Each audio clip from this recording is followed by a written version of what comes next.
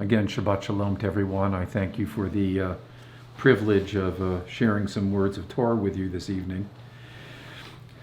A rabbi never knows where his or her words are going to land. 10 years ago on the Shabbat of Hanukkah, at the end of services, I made this comment. I think that it would be great if next year we did like the Chabad does, really publicize the miracle of Hanukkah at the New Reform Temple. We need to build a large Chanukiah, Hanukkah menorah, on the corner of Main and Gregory and light it every night. At the Oneg Shabbat, in the Krasny room, a couple who had been part of our synagogue for many years, really from the beginning, lovely people, came up to me and said to me quite politely, "We think that this is a horrible idea. We should not do this. It is something that," referring to the lighting of the lights, "it's something that should be private." We went back and forth a little. We ended the conversation, but it told me something.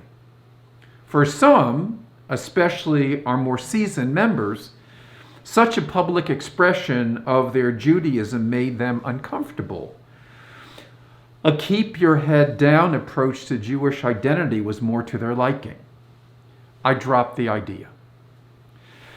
It wasn't an urgent idea, but their position was contrary, in my opinion, to Jewish tradition. Pirsumei Nisa is the frequently repeated Talmudic phrase for what we do on Hanukkah. It means publicizing the miracle. We light our menorahs in our windows. We want our neighbors to see it. It's supposed to be an act of Jewish pride and affirmation. Judaism is an evolutionary tradition. The New Reform Temple has an evolutionary spirit to it. It reflects the Reformed Jewish idea that our tradition adjusts to changing realities. Last year, the pandemic changed everything about our communal Judaism. Getting together inside was forbidden and dangerous, and so I resurrected the 10-year-old idea of an outdoor menorah, lighting it in the Krasny garden each night of Hanukkah. Not only was there no resistance, people embraced the idea. It was a great success. Now this year, we have taken a bolder move. We have no access to the Krasny garden because of our construction that's going on. So the Unity Temple in the plaza is allowing us to construct the Chanukiah on their property, and we will be having a public lighting each night. What a change in 10 years. Now people have asked me, is it dangerous? What if it is vandalized, God forbid? My answer is, I hope that doesn't happen. But that can't stop us, can it? This is the United States of America, a pluralistic society, where religious freedom is essential to who we are. There are some who don't think that a minority religion has a right to be honored. Therefore, we must light the Chanukiah. If we do not exercise our freedom, there is no freedom. So here is the great miracle story that tells me that I am right and why I think America should not be thought to be without ideals. Billings, Montana began to be infiltrated by skinheads and members of racist groups in early 1993. Shortly after the arrival, hate literature targeted towards Jews, blacks, and other minorities began to be distributed.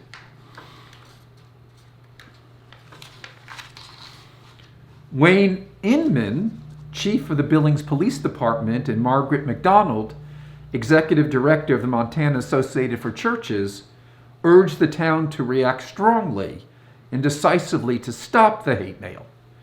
At first, many people said, just forget about it. It'll go away. But Chief Inman and church leaders persisted and started a series of teach-ins throughout the community, focusing on educating people about the ultimate consequences of not taking a strong stand against hate crimes, even minor ones. At first, very few people attended, but the attendance grew and ultimately involved a cross-section of the community.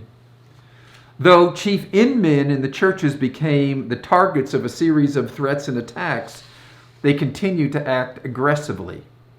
A full-page advertisement was published in the town's newspaper, strongly condemning hatred and bigotry, and more than 100 community organizations placed their names on the ad, as did thousands of ordinary residents. A town rally was held to declare the moral equivalent of war against hate crimes of any kind. Things seemed to settle down for a while. But several months later, as Christmas and Hanukkah approached, the town's synagogue received a series of bomb threats, and its small cemetery was desecrated. Shortly thereafter, 2 Jewish homes displaying menorahs were vandalized. In one case, and this got a lot of press at the time, on December 2nd of that year, a child's bedroom window, which displayed a menorah, was shattered by a rock thrown during the night. It landed on his bed. Had he been sleeping, he would have been seriously hurt or worse. The child's parents, Brian and Tammy Schnitzer, long active in human rights in the community, spoke out eloquently and forcefully. Immediately, a network of church and community groups sprang into action. The Reverend Keith Torney of the First Congregational Church and Margaret MacDonald argued forcefully that a meaningful symbolic gesture was needed along with efforts to apprehend the vandals. And this is when you get goose pimples when you hear what happened. Then Ms. MacDonald had an idea.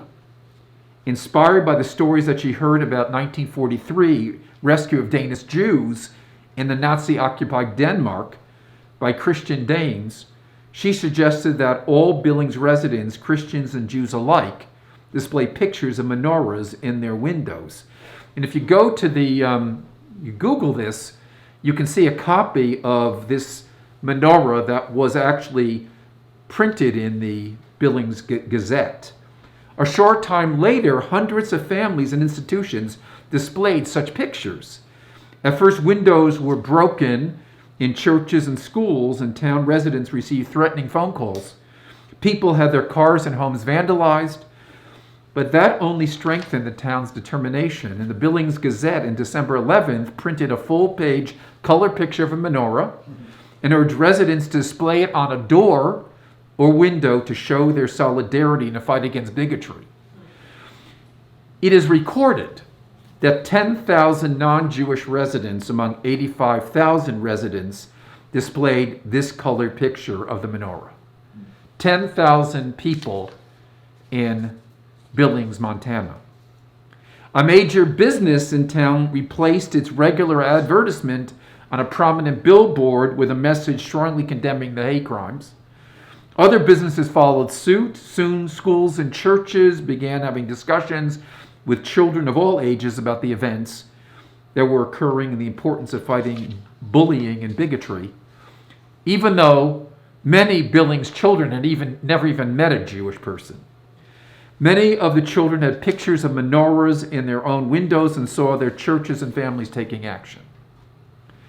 And when it came for a Hanukkah service to be held in this tiny Billings synagogue, dozens and dozens of Christians came to worship with their Jewish neighbors.